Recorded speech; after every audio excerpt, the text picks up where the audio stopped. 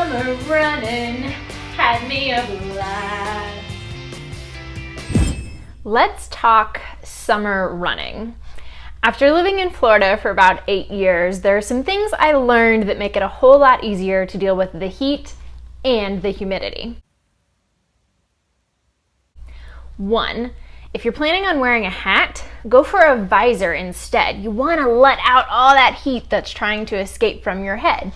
So a visor is a great option. Or option 2, take your hat the night before, dunk it in some water, put it in the freezer. It is amazing while you're running to just have that cooling sensation as you keep going, especially because your head is a point where your body is trying to let out the heat, so it's going to make you feel cooler. Love that sensation. Another tip that a lot of people overlook is wearing sunglasses. There are actually a couple of scientifically proven things here.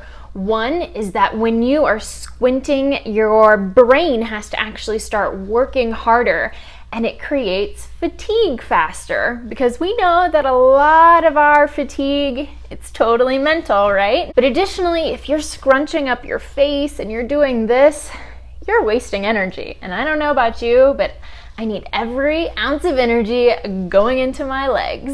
All right, your next tip, kind of obvious, but if you can run early in the morning, find any patch of shade, those things really matter. Really matter. And last but not least, I want to say, fall in love with your treadmill. It's not so awful. I'll actually link below to some of my favorite workouts that will get you through treadmill runs. I have done long runs, short runs, intervals, and everything in between on the treadmill. It is an amazing tool for learning how to pace yourself.